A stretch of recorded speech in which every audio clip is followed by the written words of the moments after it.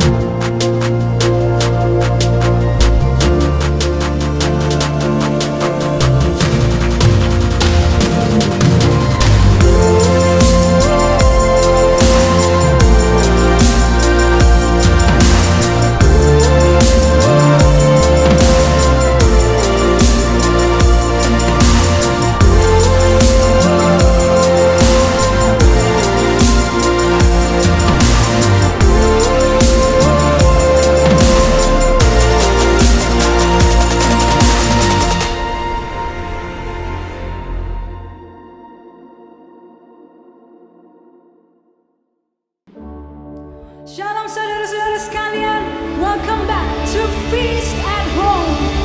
This is the place where you can be blessed and you are loved.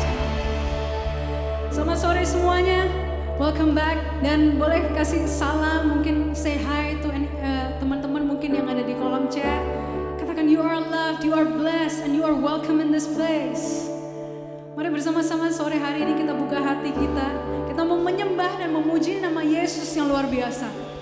Kita bersama-sama dimanapun Anda berada, di rumah maupun di luar kota sekalipun, kita bersatu hati, dilingkupi oleh kuasa Tuhan.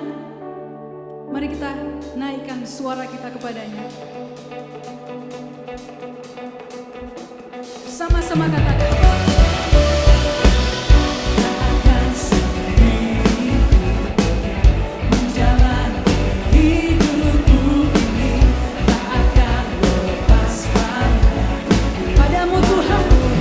Katakan ku takkan takut, tak akan ku takut, tak akan ku ragu, sebab Engkaulah Tuhan Allahku, Kaulah kekuatanku, Kaulah penolongku. Kami akan serukan nama-Mu, Yesus. Oh, Yesus. Oh, Yesus. Oh, Yesus. Mari melompat bersama-sama.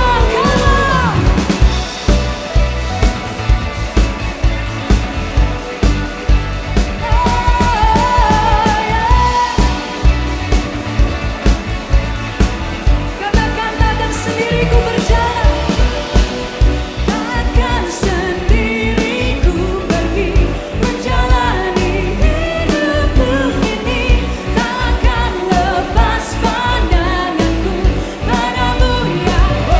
Kami takkan takut Tuhan, kami takkan ragu, sebab Engkaulah Tuhan Allahku, Kaulah kekuatanku, Kaulah penolongku. Kami serukan nama-Mu, Yesus.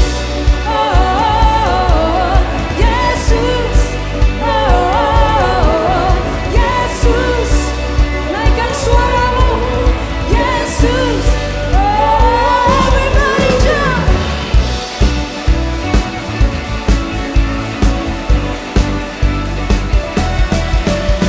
Yesus, kita katakan Dialah perlindunganku. Yesus, perlindunganku. Yesus, gunung batuku. Yesus, Kaulah keselamatanku. Kaulah pengharapanku, pengharapanku. Yesus, kekuatanku. Yesus, Kaulah keselamatanku.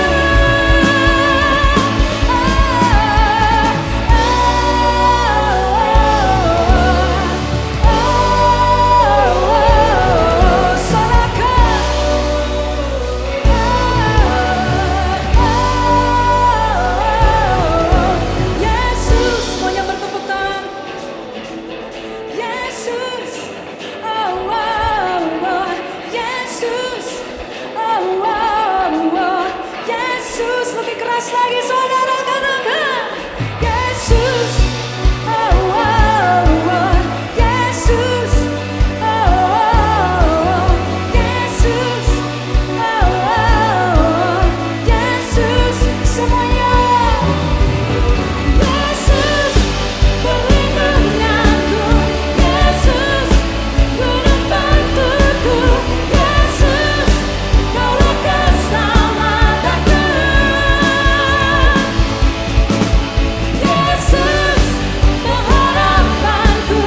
Yesus, kekuatanku.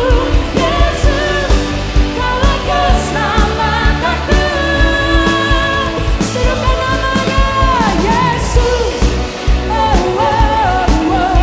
Yesus. Oh, oh, oh. Yesus. Oh, oh, oh. Yesus. Oh, oh, Yesus. Dengan sorak-sorai yang kemuliaan bagi nama Tuhan. Thank you Jesus. Thank you Jesus. Mari bersatu hati. Kita mau nyatakan bahwa Tuhanlah kekuatan dan pengharapan kita yang hidup. Di dalam nama Bapa dan Putra dan Roh Kudus. Amin. Tuhan, apapun pergumulan kami saat ini, kami mau datang kepadamu. Kami ingin akui bahwa Engkaulah yang dapat menguatkan kami, Engkaulah yang memberikan kami pengharapan yang baru Tuhan. Oleh karena itu kami berserah penuh di dalam hadirat-Mu saat ini. Kami mau datang, kami mau menyembah Engkau. Kami serahkan segenap hidup kami kepada Engkau.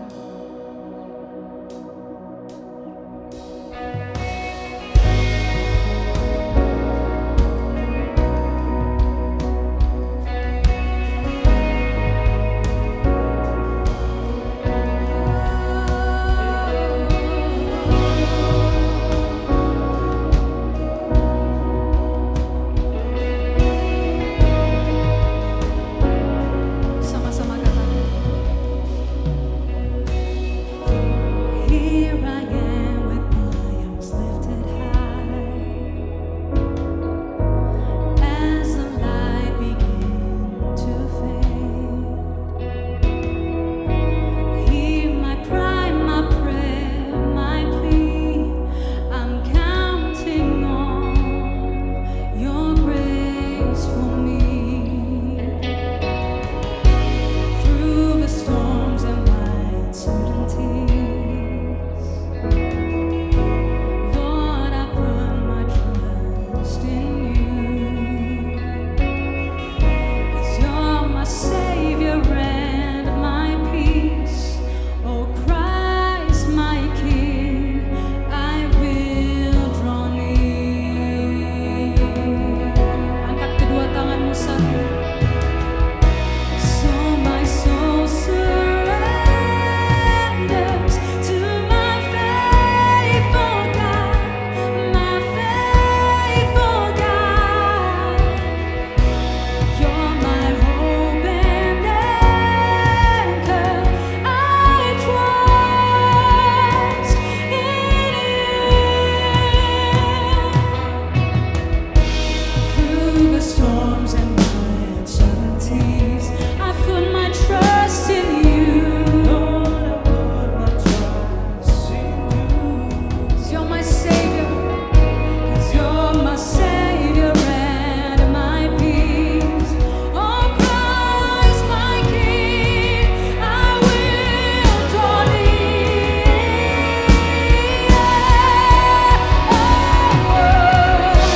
So my soul surrenders to my faithful God, my faithful God. You're my hope and anchor. I trust in You. So my soul surrenders. So my soul surrenders to my faithful God, my faithful God. You're my hope and anchor. I trust in You.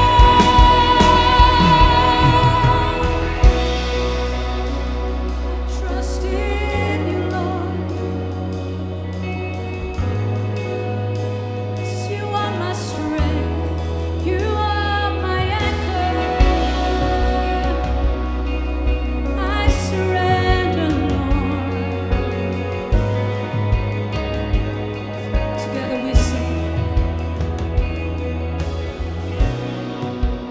Where would I be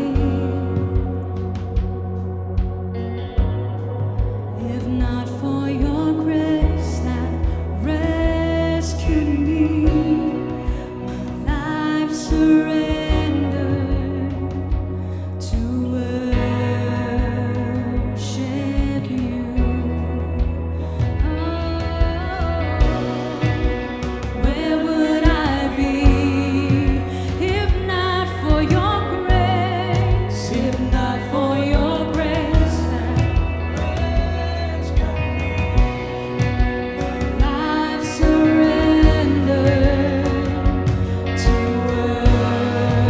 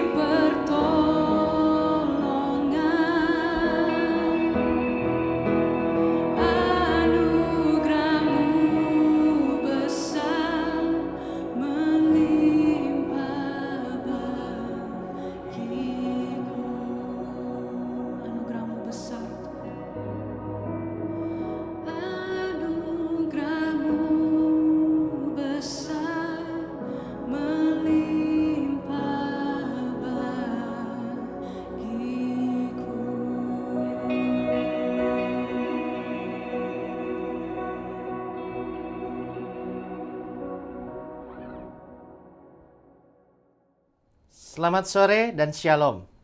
Welcome to Feast at Home. Apa kabarnya saudara-saudariku yang terkasih? Saya berdoa setiap dari Anda yang sedang menyaksikan tayangan ini ada dalam keadaan sehat tanpa kekurangan suatu apapun.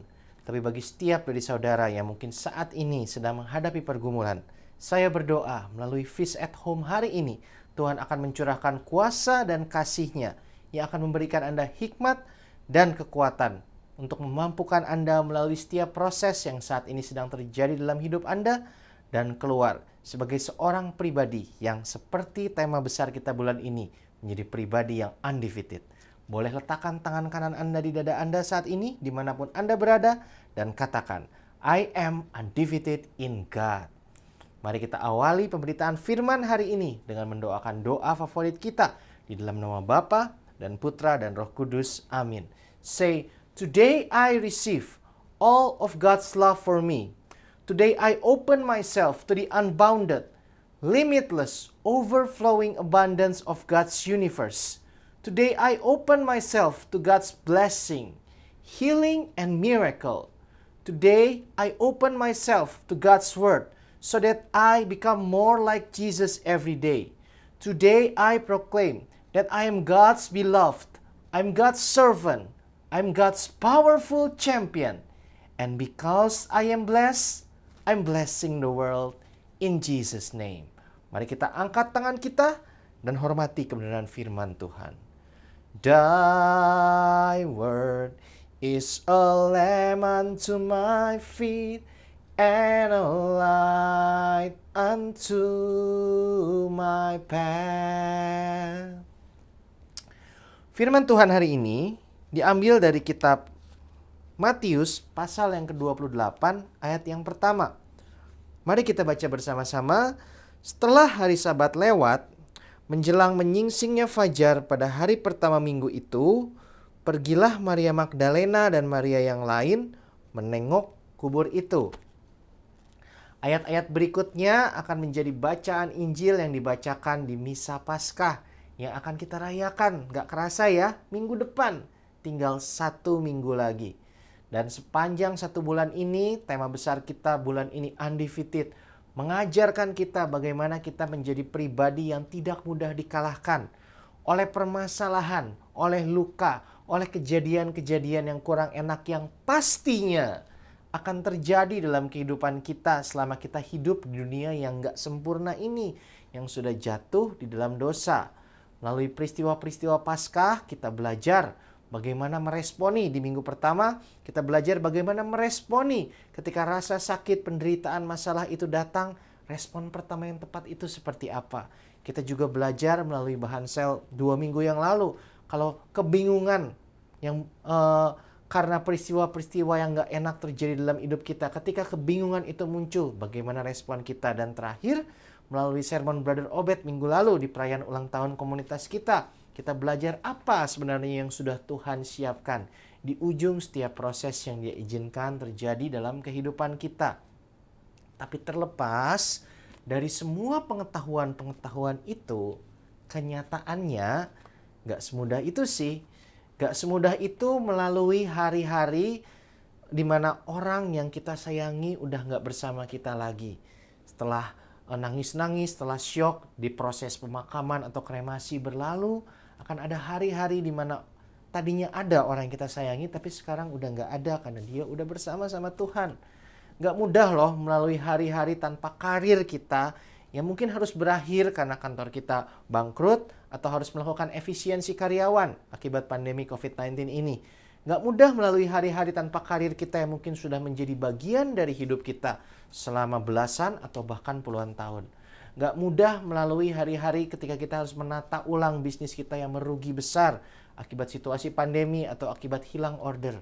Gak mudah melalui hari-hari setelah kita syok, ditipu sama teman sendiri, terlilit utang. Udah kagetnya udah lewat, tapi keuangan pribadi kembali harus ditata untuk nyicil utang. Dan gak mudah melalui hari-hari seperti itu.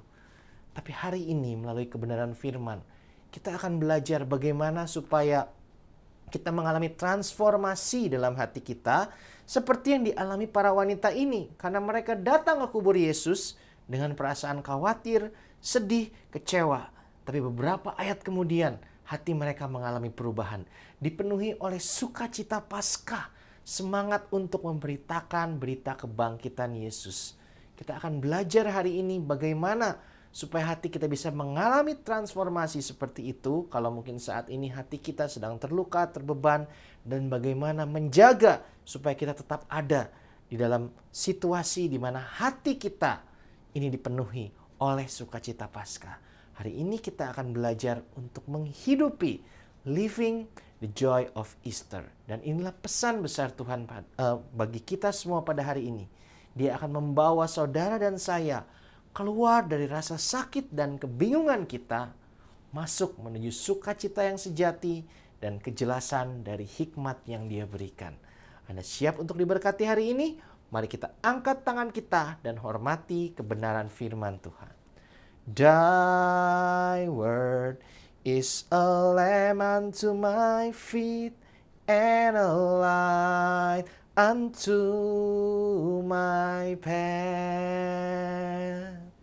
Tahukah saudara-saudara bahwa walaupun Petrus dan ke-10 rasul lainnya dianggap sebagai pemimpin pertama di dalam gereja perdana, mereka ini bukan orang pertama loh yang menerima kabar sukacita tentang kebangkitan Yesus.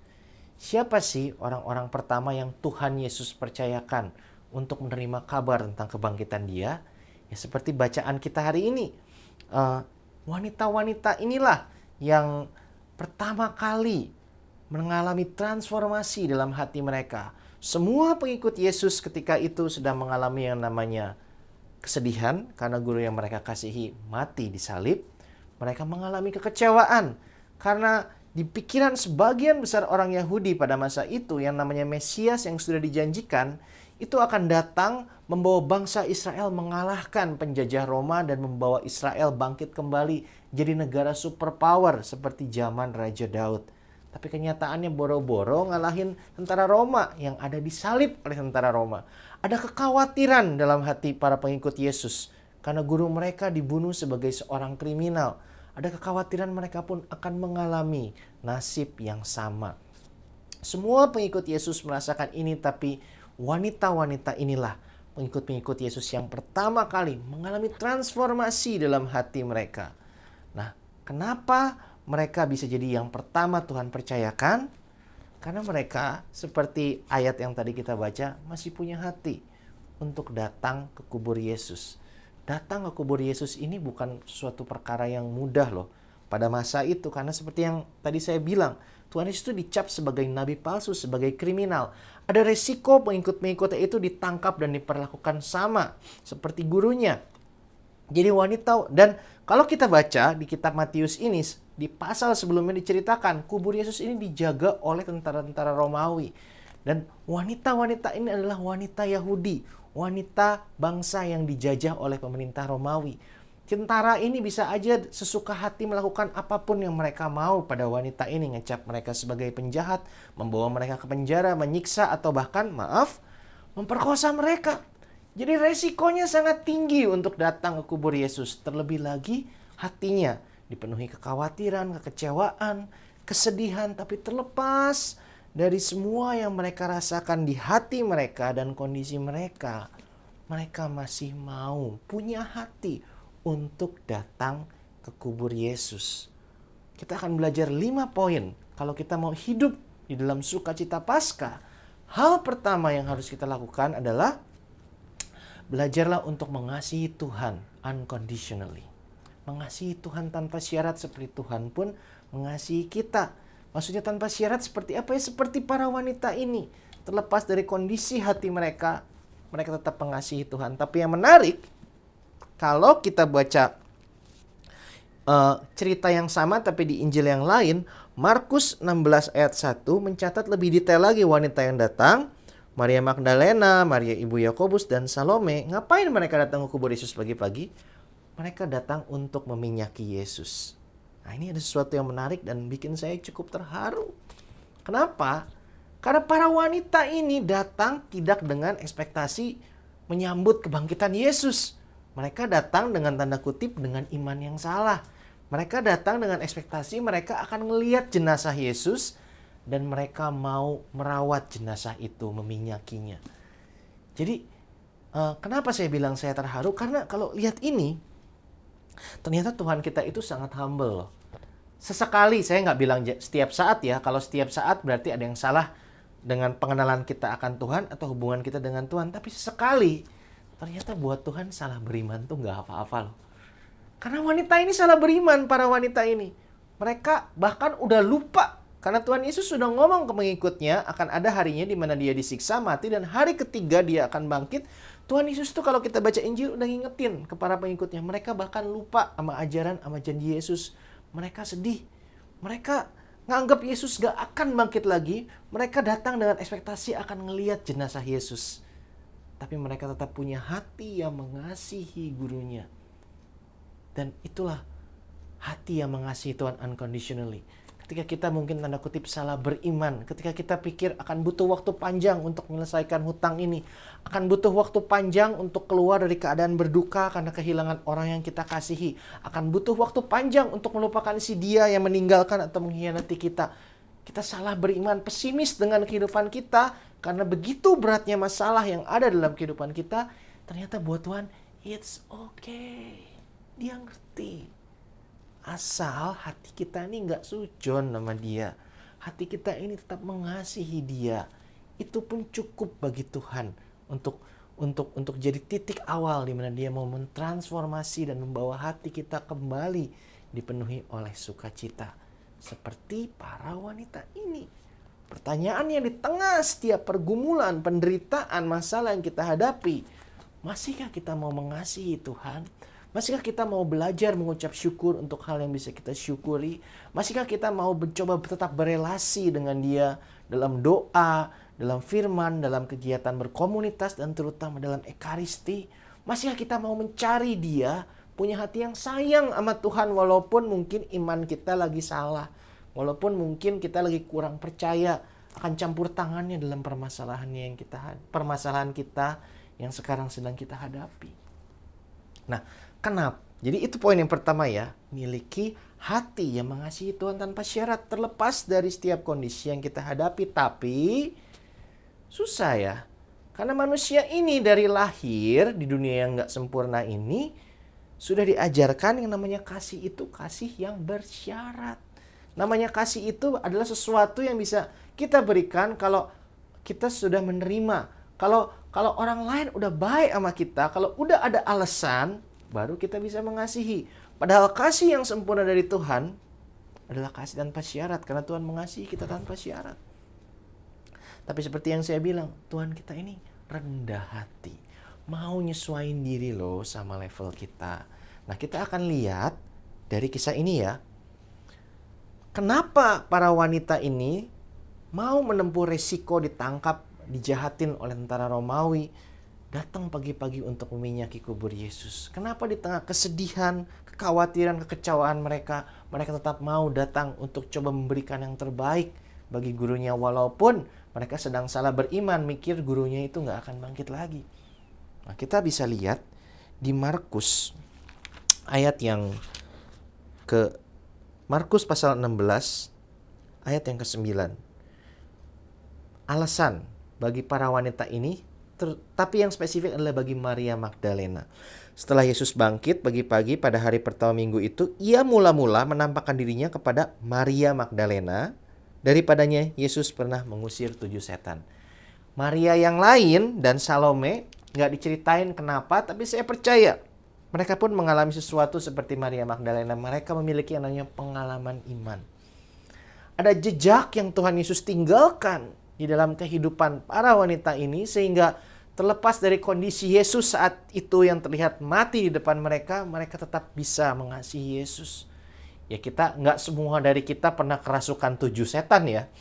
7 setan ini kalau untuk bahasa orang Yahudi itu melambangkan kesempurnaan. Jadi dirasuki secara sempurna bisa dibilang. Nggak semua dari kita pernah kerasukan 7 setan, tapi hampir semua dari kita pasti pernah mengalami dalam kehidupan kita season, masa atau masalah di mana seolah-olah ada pekerjaan 7 setan yang ditumplekin sekali jadi dalam hidup kita, di mana hidup kita begitu semrawut. Tapi somehow you survive. Somehow, Anda masih ada di sini menyaksikan tayangan ini. Let me say something to you. Itu bukan hoki loh. Jadi Tuhan itu salah satu kunci untuk bisa memiliki hati yang terus dipenuhi sukacita, untuk mengalami transformasi dari hati yang berduka jadi hati yang penuh sukacita adalah memiliki hati yang mengasihi Tuhan tanpa syarat.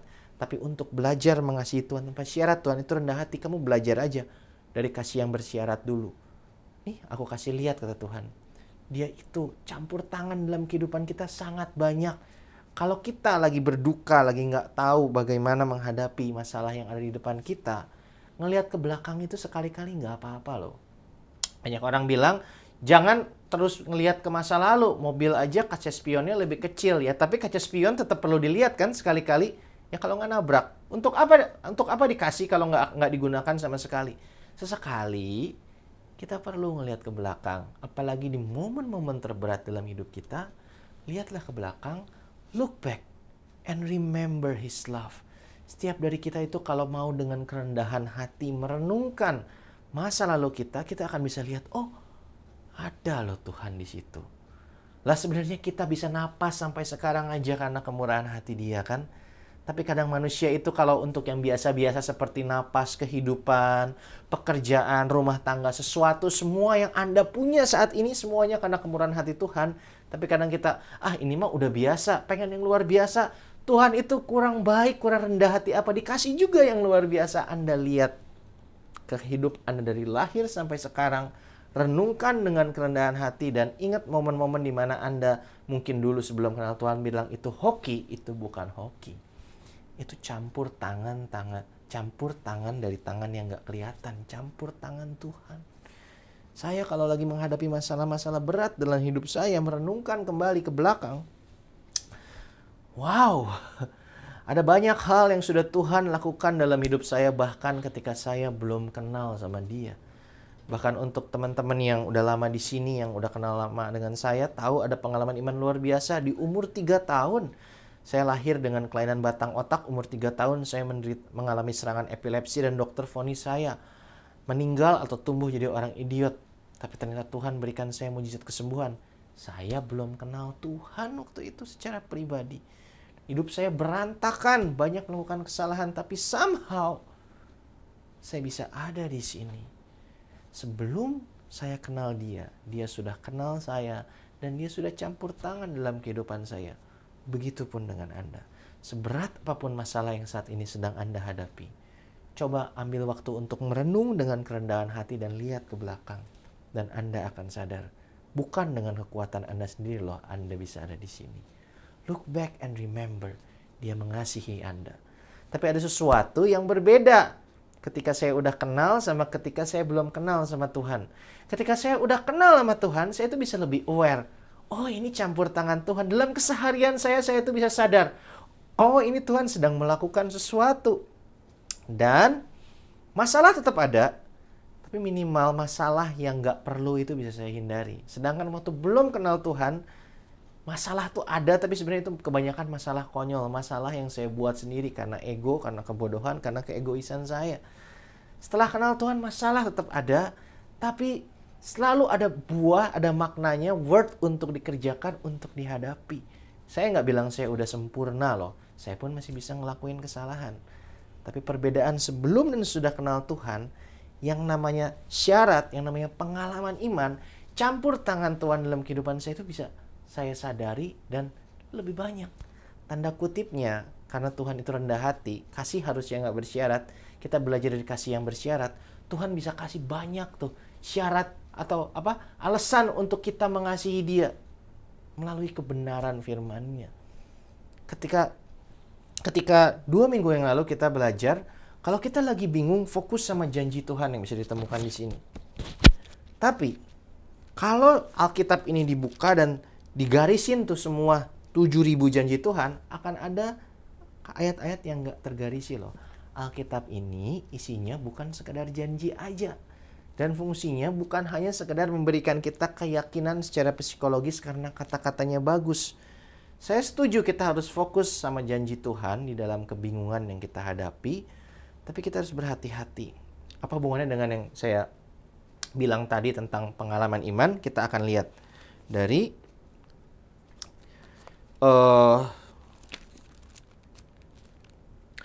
Timotius, 2 Timotius pasal yang kedua. 2 Timotius pasal yang kedua ayat 16. Segala tulisan yang diilhamkan Allah memang bermanfaat untuk mengajar, untuk menyatakan kesalahan, untuk memperbaiki kelakuan, dan untuk mendidik orang dalam kebenaran. Jadi firman Tuhan ini emang untuk menguatkan, tapi fungsi utamanya bukan cuma itu, kata Rasul Paulus. Firman Tuhan, tulisan diilhamkan Allah, bermanfaat untuk mengajar, menyatakan kesalahan, memperbaiki kelakuan, untuk mendidik orang dalam kebenaran. Ketika saya udah kenal Tuhan, melalui firman-Nya, saya diajar, cara hidup saya yang salah dikasih tahu, kelakuan saya diperbaiki, dan saya dididik di dalam kebenaran.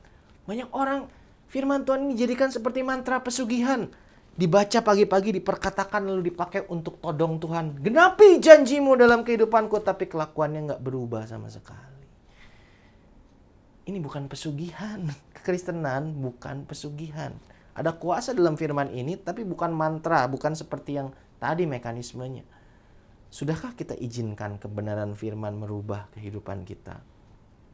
Karena setelah saya kenal Tuhan dan saya izinkan firman Tuhan ini memperbaharui diri saya, barulah namanya pengalaman-pengalaman iman itu bermunculan satu persatu sampai sekarang saya bisa bilang setiap hari hidup saya dipenuhi oleh pengalaman iman. Karena oleh rahmat Tuhan saya dimampukan untuk berjalan di dalam kebenaran firman. Yang ketiga, kalau kita mau hati kita selalu dipenuhi sukacita, belajarlah untuk berjalan dalam kebenaran firman-Nya. In His words. Bukan hanya in His promise. Bukan hanya di dalam janjinya. Karena dalam Alkitab ini bukan hanya ada janji. Ada perintah, ada larangan, ada anjuran dari Tuhan tentang bagaimana kita harus menjalani kehidupan kita. Ada pengenalan akan sifat-sifat Tuhan. Jangan cuma fokus sama janjinya, tapi fokuslah sama si pemberi janji dan apa yang dia mau dalam kehidupan kita. Barulah di situ kita akan menemukan banyak pengalaman iman. Dan di poin yang kedua tadi, ketika kita menghadapi permasalahan, ketika hati kita galau, sedih, kecewa, kita bisa lihat ke belakang dan kita akan lihat betapa nyatanya pekerjaan Tuhan dalam hidup kita. Jadi Tuhan itu baik. Kita belum kenal firman-Nya pun dia udah campur tangan. Tapi kalau kita udah kenal dia dan kebenaran firman-Nya, campur tangan dia itu akan terlihat semakin nyata dalam kehidupan saudara dan saya. Tapi kadang kalau orang udah mendengar pengajaran seperti ini, akan ada yang komen, saya udah pelayanan, saya udah hidup kudus, saya udah menghindari dosa, saya udah tamatin Alkitab belasan kali dan saya udah lakuin semua isinya. Kok saya tetap kena PHK ya? Kok orang tua saya tetap meninggal karena COVID-19? Kok pacar saya tetap selingkuh sama saya? Kadang kita ini manusia, karena kita udah terbiasa dengan hubungan atasan bawahan, tuan atau hamba, ketika kita sudah ngelakuin sesuatu, kita tuh selalu pengen dapat hasilnya, pengen dapat upahnya. Seperti hamba kan, kalau udah ngelakuin sesuatu yang tuannya minta, pengen dapat upahnya.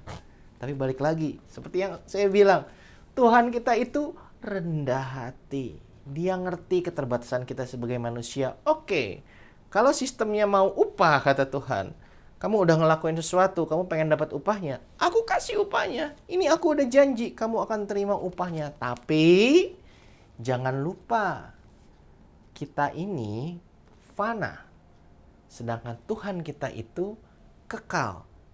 Kita pun sebenarnya diciptakan kekal loh. Hidup kita di dunia ini fana, sifatnya sementara. Tapi bersama Tuhan, setelah kita melalui hidup di dunia ini akan ada kehidupan kekal. Terkadang manusia itu lupa akan kehidupan kekal, fokusnya sama apa yang ada di dunia ini. Kalau mau ambil contoh, para rasul 10 semua mati martir. Jadi di mata manusia, mereka tanda kutip nggak dapat upahnya. nggak dapat maknanya, nggak dapat buahnya dari ketaatan, dari pengorbanan pelayanan mereka itu, akhirnya mereka malah mati disiksa. Harusnya Santo Yohanes pun mati, dia udah digoreng tapi sama Tuhan diselamatin. Digoreng di minyak panas nggak mati, karena dia masih punya misi belum selesai, harus mencatat kitab Wahyu. 11 rasul ini semua disiksa, 10 mati martir. Tapi Tuhan gak pernah berhutang apa-apa di kehidupan kekal. Bahkan Tuhan udah janjiin loh di perjamuan terakhir, bersamaku kalian akan mengadili 12 suku Israel, yang mencerminkan seluruh penduduk bumi. Mereka dapat tempat khusus di surga sana. Ke-11 murid Yesus ini. Dan bayangin perasaan Petrus kalau misalnya Tuhan Yesus ajak ngobrol, Petrus ini, lihat tuh dunia. Sekarang 3 miliar orang percaya sama aku loh. Nah ini salah satunya bisa kayak gini tuh karena kamu mau berkorban dulu. Gimana perasaan Petrus? Kita bisa diajak ngobrol sama Tuhan di surga nanti, dikasih lihat. Dulu kamu gak ngerti kenapa kamu melalui penderitaan itu. Tapi lihat sekarang anakmu atau cucumu atau cicitmu. Mereka jadi orang yang luar biasa memberkati dunia. Buah dari penderitaan yang Tuhan izinkan terjadi, proses yang Tuhan izinkan terjadi dalam hidup kita. Gak selalu harus dibayarnya kontan di dunia ini. Tuhan akan bayar tapi bisa di dunia ini, dikeskan. Tapi bersyukurlah kalau sampai kita menutup mata, buahnya belum kelihatan, berarti upahnya di kekekalan nanti di surga. Dan saya gak mau mendahului firman, saya gak bisa spesifik bilang surga seperti apa, saya pun belum pernah ke sana. Ada upahnya di surga, dan di surga nanti kita bisa ngeliat di dunia ini. Efeknya ke anak cucu kita itu seperti apa, ke orang-orang yang kita kasihi. Karena di dalam Tuhan gak ada yang sia-sia. Tapi kita harus belajar untuk melihat segala sesuatu dari kacamata Tuhan. Pengkhotbah 3 ayat 11 seringkali dipakai orang untuk menghibur diri. Kalau hasilnya gak sesuai dengan kenyataan, untuk segala sesuatu ada masanya katanya. Kalau Pengkhotbah 3 ayat 1. Dilanjut ke Pengkhotbah 3 ayat 11, ia membuat segala sesuatu indah pada waktunya, titik. Indah pada waktunya, dan waktunya itu harus di dunia, di dalam kehidupan kita yang fana. Versi manusianya. Tapi kalau kita baca Alkitab, jangan sepotong-sepotong. Karena di kalimat berikutnya, Raja Salomo bilang, iya Tuhan memberikan kekekalan dalam hati manusia. Kita ini kekal. Indah pada waktunya, waktunya Tuhan itu kadang bisa di dalam masa hidup kita yang sementara di dunia ini, tapi bisa juga ketika kita udah dalam kekekalan bersama Dia nanti, buahnya baru bisa kita lihat. Nah, kalau kita bisa memandang segala sesuatu dari kacamata Tuhan yang kekal, kita nih hati ini bisa lebih damai loh. Ini masalah kalau sampai terjadi. Pertama, kalau kita lihat lagi ke belakang, oh Tuhan udah banyak nolong aku. Yang ini pun walaupun sekarang aku gak tahu caranya, aku akan ditolong. Kita bisa ngelakuin yang poin ketiga, aku akan tetap berjalan dalam kebenaran firman. Dan yang keempat, kalaupun buahnya belum ada, kalaupun sampai menutup mata, buahnya gak kelihatan, hubungan ini gak pulih-pulih, penyakit ini gak sembuh, gak apa-apa. Kalau aku udah ngelakuin sesuai dengan yang Tuhan mau, sesuai dengan kebenaran firman-Nya, buahnya suatu saat bisa aku lihat. Bahkan mungkin di kekekalan nanti akan ada buahnya. Dan di dunia ini anak cucuku, orang-orang yang aku kasih, orang sekelilingku pasti somehow aku belum tahu caranya karena otakku ini terbatas. Tapi somehow Tuhan akan pakai penderitaanku ini untuk jadi sesuatu yang memberkati mereka. Dan buat aku sendiri upahnya sudah Tuhan sediakan di kekekalan nanti. Bisa punya iman seperti itu, hati ini akan lebih cepat recovernya dari setiap hal-hal yang mungkin gak mengenakan. Tapi kita tahu ini terjadi atas izin Tuhan karena kita sudah melakukan yang terbaik yang kita bisa untuk hidup di dalam kebenaran firman-Nya. Tapi kalau tadi kan bicara ini kesannya tuh upah ya, seperti yang saya bilang. Manusia kebiasa hubungannya itu seperti tuan dan hamba. Kalau sama Tuhan itu ngelakuin sesuatu, minta dapat sesuatu. Sebenarnya kerinduan Tuhan itu, hubungan Dia sama kita tuh bukan seperti tuan dan hamba. Tuhan itu rindu kita punya hubungan seperti seorang bapa dan anak. Yang namanya anak ngelakuin kehendak bapaknya bukan karena pengen dapat upah, tapi karena dia tahu bapaknya sayang sama dia. Dan dia tahu Bapaknya selalu mau memberikan yang terbaik untuk dia. Dia punya percaya. Dia bergantung sama bapaknya. Karena itu Tuhan Yesus bilang, untuk masuk kerajaan Allah, kau harus seperti anak kecil. Dan tahukah apa yang membedakan anak kecil dengan orang dewasa? Anak kecil sangat bergantung pada kuasa, pada power, pada perlindungan bapaknya. Yang kelima, kalau kita mau hati kita selalu dipenuhi sukacita, kalau kita mau cepat mengalami transformasi dari hati yang berduka, penuh kebingungan, masuk ke hati yang dipenuhi sukacita, bergantunglah, belajarlah untuk menggantungkan hidupmu pada kuasa Tuhan. Belajarlah untuk memiliki sikap seperti seorang anak kecil. Belajarlah untuk membangun relasi sama Tuhan itu seperti seorang ayah dan anak, seperti seorang sahabat. Tuhan itu dipandang sebagai papa, sebagai teman, bukan sebagai bos. Bukan lagi yang nuntut, mana berkatku, aku udah ngelakuin firman-Mu. Tapi milikilah hati yang percaya bahwa dia itu sudah memberikan yang terbaik yang dia bisa, dirinya sendiri, nyawanya. Tuhan Yesus turun ke dunia, Tuhan gak utang apa-apa sama saudara dan saya. Kadang kita manusia tuh gak tahu diri. Kena masalah langsung todong-todong salahin Tuhan. Kita fokus sama pekerjaan, sama relasi, sama keluarga kita yang semuanya sifatnya sementara. Kita lupa yang terpenting buat kita ini bukan bagaimana hidup kita di dunia, tapi setelah ini kita mau kemana. Dan untuk kehidupan kekal itu, untuk yang paling penting itu, Tuhan sudah korbankan nyawanya. Ketika kita mau bergantung sama kuasa Tuhan. Saya pernah ditanyain sama orang, kenapa akhirnya kamu pilih jadi orang Kristiani, percaya sama Tuhan Yesus? Saya bilang, ada satu ayat yang luar biasa yang saya nggak pernah temuin di kepercayaan-kepercayaan manapun yang coba sempat saya ulik. Yohanes 11 ayat 25-26.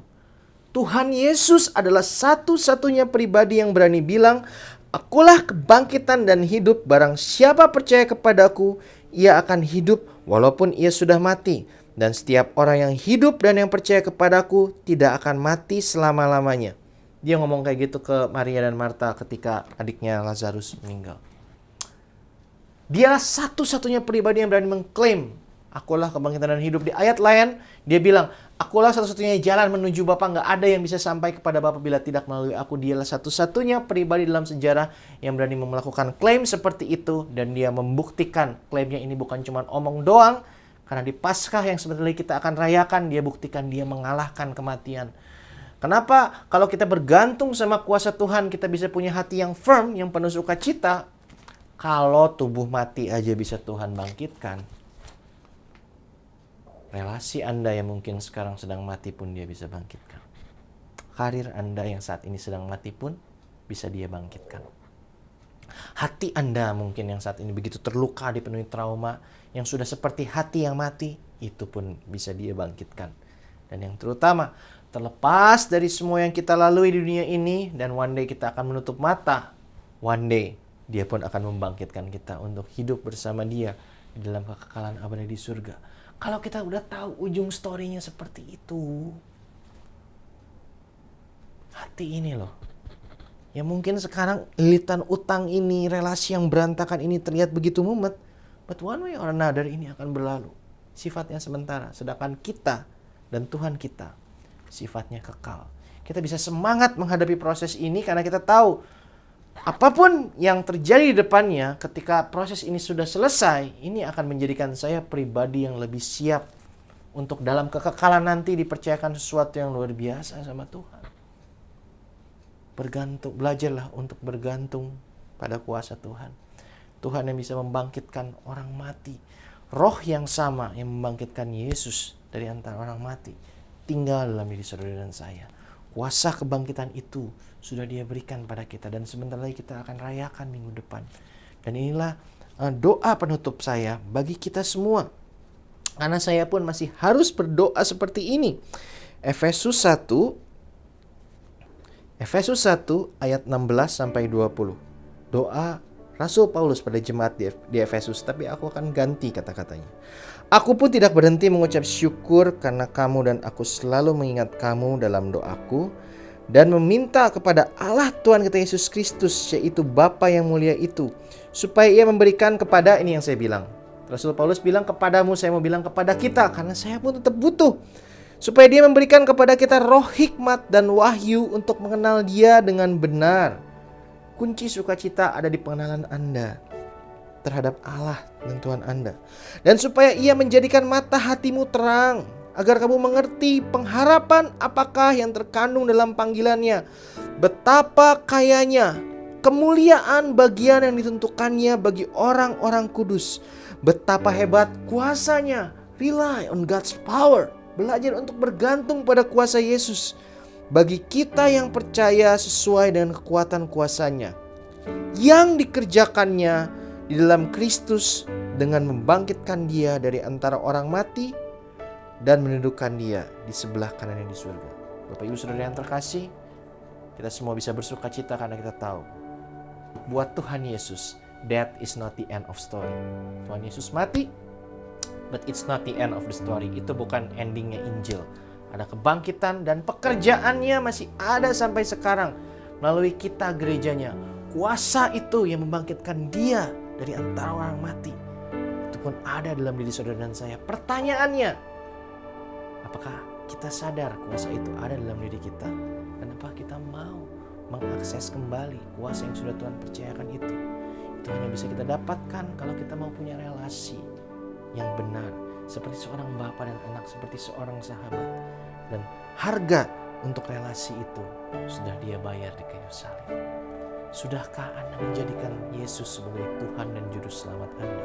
Sebagai Tuhan berarti kita ikut aturan dia, bukan lagi aturan kita. Berpikir seperti cara yang dia mau sesuai dengan kebenaran firman-Nya, bukan seperti apa yang menurut kita benar. Sudahkah kita menjadikan dia Tuhan di dalam hidup kita dan Juru Selamat? Menyerahkan semua dosa kita, kelemahan, kekurangan kita untuk dia pulihkan. Hari ini Tuhan membuka tangannya. Setiap dari Anda yang menyaksikan tayangan ini bukan suatu kebetulan. Dia membuka tangannya untuk memperbaharui komitmen kita kepada dia. Karena dia sudah menunjukkan komitmennya kepada kita dengan mati di kayu salib dan bangkit untuk kita. Mari kita tundukkan kepala kita. Bapa di dalam surga, terima kasih untuk kebenaran firman-Mu hari ini. Kalau kami kembali boleh diingatkan, ada sukacita dan damai sejahtera yang abadi, yang sejati, yang sudah Kau siapkan dalam hati kami. Kalau kami diingatkan, kami punya akses untuk masuk ke situ. Ampuni kami Tuhan, kalau mungkin selama ini kami berjalan dengan kekuatan kami sendiri. Kalau selama ini fokus kami hanya terbatas pada hal-hal yang fana aja, sehingga kami lupa akan sesuatu yang kekal, yang utama, yang sudah Kau bayar dengan harga yang mahal. Curahkan Tuhan saat ini juga kuasa-Mu, kasih-Mu Roh Kudus. Kau tidak terbatas dalam ruang dan waktu bagi setiap dari mereka yang menyaksikan tayangan ini. Hamba berdoa supaya Engkau, Allah Roh Kudus, menyatakan kehadiran-Mu, menjamah hati mereka terlepas dari setiap permasalahan, pergumulan, beban yang mereka hadapi. Biar mereka boleh merasakan damai sejahtera yang abadi dari surga, dari Engkau. Nyalakan kembali api dalam hati setiap anak-anak-Mu untuk kembali mau berelasi, mengenal Engkau lebih dalam lagi. Tuhan Yesus, ini kami semua anak-anak-Mu, kami siap untuk diubahkan, kami siap untuk diberkati, kami siap untuk kembali berelasi dengan Engkau dan menerima sukacita yang sejati yang berasal daripada-Mu. Hanya dalam satu nama Tuhan, di dalam nama-Mu Yesus, Tuhan Juru Selamat dan Pengantara kami berdoa dan mengucap syukur. Di dalam nama Bapa dan Putra dan Roh Kudus. Amin. Tuhan Yesus memberkati. Bersamamu Bapa, ku lewati semua. Perkenananmu yang teguhkan kami. Angkat suaramu saat ini, mari katakan imanmu.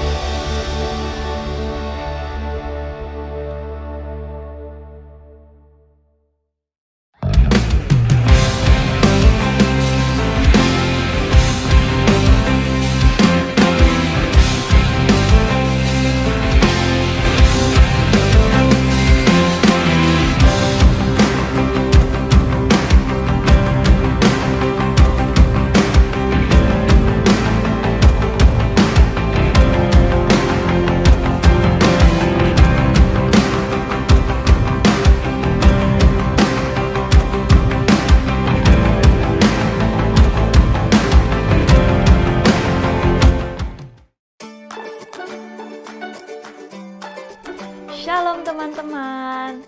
Aku, Kakak Ariel, punya berita seru nih buat kalian. Pada mau tahu nggak? Jadi, mulai bulan April untuk kalian yang kelas 4 sampai kelas 6, kita bakal ada Feast at Home for Stars Club. Yeay!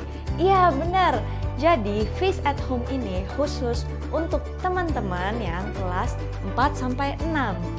Kita akan ketemu di hari Minggu jam 10 pagi dan kita bakal pujian bareng, firman bareng dan bakal ada activity yang menyenangkan.